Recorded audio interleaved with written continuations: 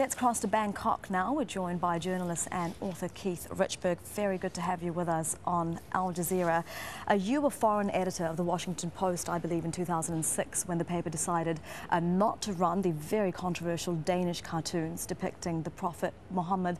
What do you make of Charlie Hebdo's decision to yet again depict the Prophet on the first edition since last week's attack? Yeah, thank you very much. You know, that was a brave decision, and I think it was the decision they had to make under the circumstances. And, you know, interestingly enough, a lot of the American papers, which did not run the Danish cartoons back in 2005, 2006, like the Washington Post when I was foreign editor, they are now running this cover that shows this picture of Muhammad. And the reason is because the context is completely different. You know, we had a lot of deliberations in the newsroom at the time as to whether we should run these cartoons or whether we were self-censoring ourselves or bowing down to intimidation.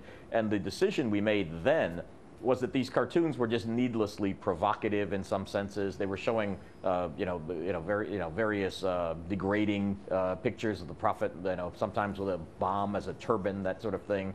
But this is different. First of all, the cartoon itself that appears on the new Charlie Hebdo cover, it is not, particularly defaming of any way. It shows the Prophet Muhammad saying, everything is forgiven. Je suis Charlie. And so, he's shedding a tear. So there's nothing that insults the Prophet in that cartoon. And secondly, it's the context. After this massacre, more and more people have decided that we have to stand up for this kind of free expression, especially when this cartoon doesn't really intend to degrade or intend to make fun of the Prophet.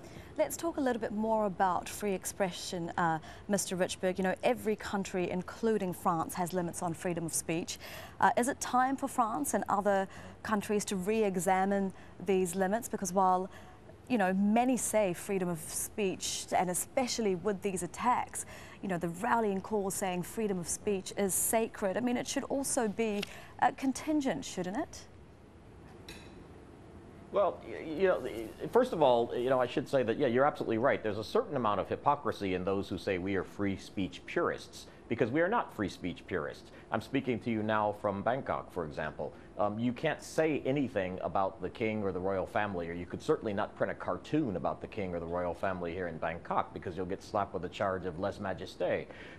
In Southeast Asia, you can't talk about, communal rioting or something that would incite communal rioting in Malaysia or Singapore. In Singapore, politicians are sued for defamation for criticizing the work of the government.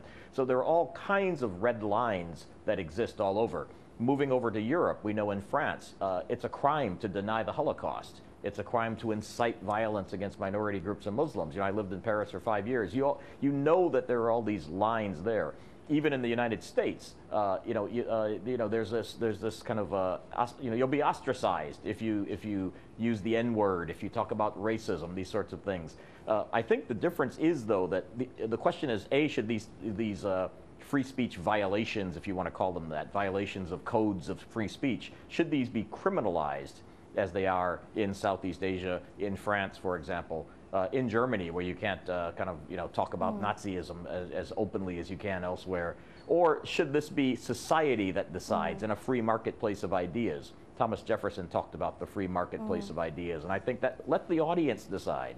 Let people decide for themselves what should, and I don't think it should be criminalized, and certainly nobody should lose their life for what they speak or what they draw. But I do think it is time for countries, including France, to re-examine some of these very tough anti-hate speech laws on the books. I just want to ask you one more question about the magazine itself. Do you think that Charlie Hebdo satirized everyone, every group, community, religion equally? And even if it did, and it wasn't targeting Muslims or what it saw as religious extremists, what about the argument that in an unequal world, and France is an unequal society, satire that mocks everyone equally only ends up serving the powerful? I've heard that argument. The problem is either you believe in this principle that you have the right to free speech or you don't. And when you believe in the right to free speech, but can you believe in the right to free speech? But does the right to free speech mean, freedom to offend? It does mean, unfortunately, it does mean the freedom to offend. And I'm sorry to say. Freedom to offend minorities that are in the worst position in society and already feeling attacked? Well, because the alternative to having that freedom is to say that you're going to either have a law on the books or a fatwa or threaten someone against it. I think the best way to combat this kind of hate speech is by the audience ostracizing the speaker, by people not buying it. Look, Charlie Hebdo was not, nobody paid much attention to it. It was selling about 60 or 65,000 copies. It was financially struggling because people saw it as kind of on the fringe, and some of its cartoons and some of its, you know, some of the things it tackled really did offend people. So it didn't have a very wide circulation.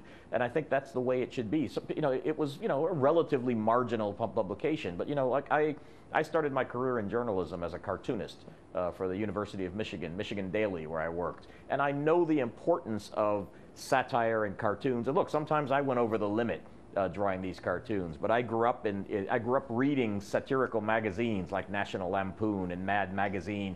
And the point is, you know, satirists, humorists, cartoonists, they're constantly going over the edge and doing something that's a little bit tasteless. And it's up to the audience to say, you know, we're not going to pay attention to this guy. He goes way over the edge. I think once you start having laws against it, then who makes those laws and who decides where that line is? So I'll admit it's tough.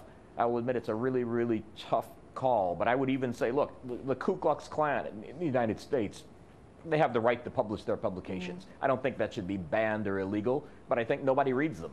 So I think that's fine. Let the marketplace decide these sorts of things. All right, we have to leave it there with journalist and author Keith Richburg joining us from Bangkok. Thank you very much for your time. Thank you.